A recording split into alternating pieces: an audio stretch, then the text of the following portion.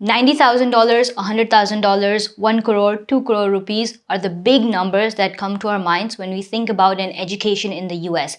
And I'm sure that your parents and relatives have all dismissed your idea of pursuing your dream of studying in the US just by hearing these big numbers.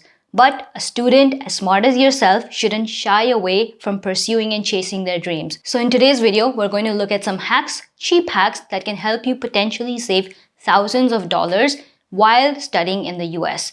Now, this doesn't include getting a 1600 on your SAT or getting a 99% in your board exams. So let's get started. So the most important thing that it comes down to is being realistic about your affordability. If you know that you and your family can afford a certain bracket of tuition fee, your college list should contain colleges that have a tuition fee within that range. And this is being realistic. We don't want to apply to colleges that have a $90,000 or $100,000 tuition fee because that's just not affordable for most of the students. So the first category we're going to explore are the SUNY colleges. This stands for State University of New York, and these comprise of about 60 universities within the New York State, which are public colleges that offer a variety of majors all the way from pre-med, computer science, biology, business, whatever you can think of.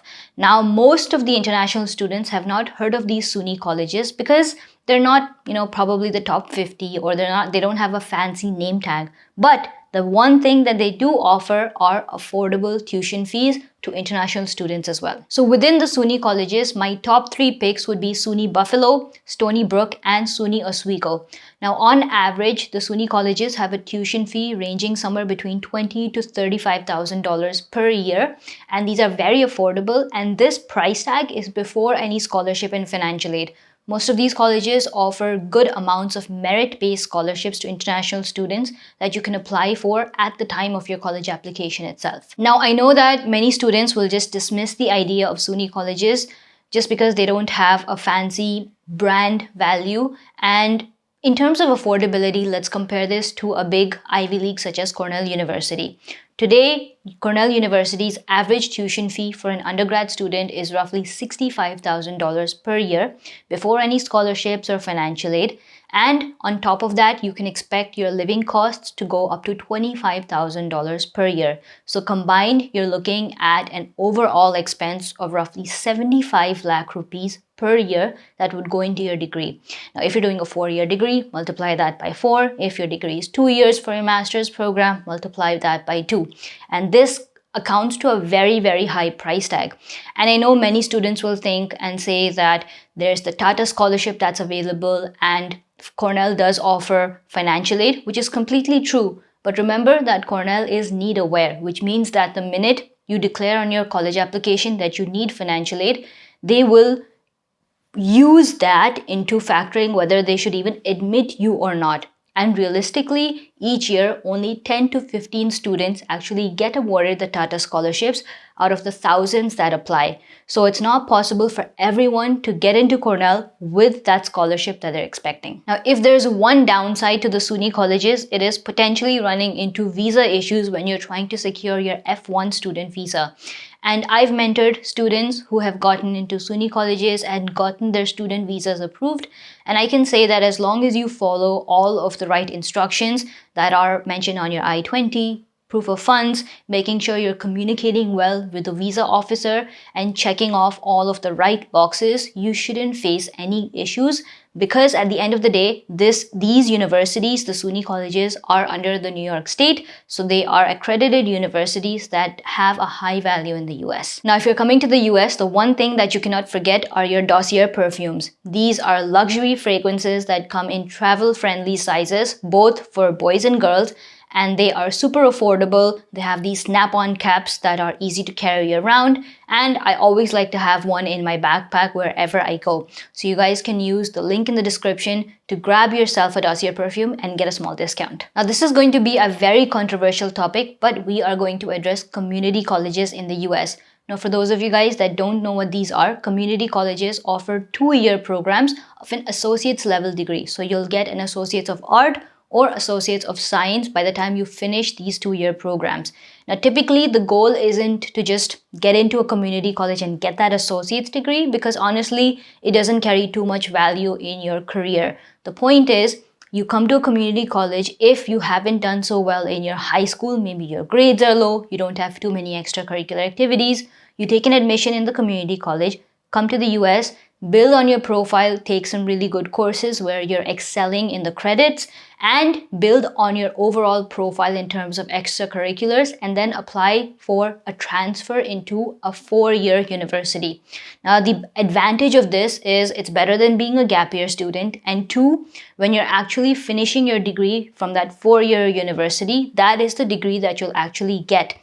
And lastly, the biggest advantage of all of this is community colleges are extremely affordable. So by completing the first year or the first 2 years in a community college, you're able to save on the big tuition fee that would otherwise be associated with a 4-year university degree. Now, on average, 30 to 40% of the students actually transfer from a community college to a 4-year university, and the process is very straightforward. There is an entire application portal for transfer students, and I've made a separate video if you're interested in that to know what the entire process looks like. So let's take an example here. Let's say your dream is to go to Cornell and you're watching this video today. The deadline for Cornell has passed, or you've gotten rejected and you just, don't know what to do. You just want to really go to Cornell. The closest thing you can do is maybe go to Tompkins Community College, which is 20 minutes away from Cornell. The tuition fee for Tompkins Community College would be $11,000 per year.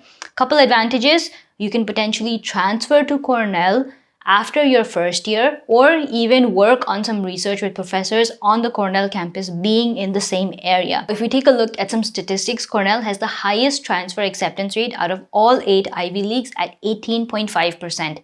And in 2020, out of the 600 students that transferred to Cornell, 150 of them came from community colleges. This just validates the fact that it's not too far out of your reach to actually transfer from a community college into possibly an Ivy League. And if not an Ivy League, you can always aim for a broader list of universities, if that doesn't work out either. So if you're planning on taking this route, some of the top community colleges I would suggest include De Anza, City College of San Francisco, Santa Barbara, and Fresno City College in California. Now, the downside to community colleges, and this is something that a lot of students have experienced, is visa officers do get wrong intentions if you're coming to a community college because they are lower ranked. But if you fall within the age group of 18 to 19 years old, you should be fine because you are coming here as a student and you have all of your documentation in place. The third category we're going to look at is the out-of-state tuition waiver. Now, this is a huge advantage for international students that many students take advantage of in the state of Texas. What this allows students to do is be eligible for in-state tuition fee so that they are no longer paying the huge price tag of $50,000 to $60,000 per year, and that gets down to the $15,000 to $20,000 per year tuition fee mark. So getting these waivers is a huge task, so make sure you read the fine print of each individual university before applying and knowing the eligibility for them. But just for an example, we're going to take UT Austin. Now, UT Austin clearly states that if you receive an internal scholarship of even $1,000 from UT Austin, you are then eligible for the out-of-state tuition waiver. Now, by doing this, you can save at least $10,000 per year on tuition fee as an international student. And some other colleges in Texas that offer this out-of-state tuition waiver to international students include UT Arlington, Texas A&M, and many others. Now, I know that affordability is a huge thing when it comes to studying in the US, but at the end of the day, your GPA, your overall profile, and the activities that you've done definitely play a role in which university you get admitted into, possibly even the type of merit scholarships that you get. So if you are working on your profile and you want to expand this profile into getting involved with some research activities, the Research Bootcamp by Incognito Blueprints is going to be the perfect fit for you. So I'm hosting a closed webinar to talk more about this research bootcamp, what's going to be included, what we're actually going to do with the students for 8 weeks, what kind of publications are included, and the projects that you'll work on. So if you guys are interested, you can sign up for the waitlist. And remember, this is going to be a closed webinar, so it's not going to be live streamed on YouTube or published online. So in this video, we explored a lot of the SUNY universities which were in New York. We also looked at Texas-based university, but I know that a huge international student population wants to go to the Silicon Valley, which is California. So if you guys want me to make a whole dedicated video where I just talk about universities with various levels of acceptance rate within the state of California. Let's get this video to 500 likes and we'll drop that one as well. So subscribe to the channel if you haven't already, like the video, and I will see you guys in the next one. Bye.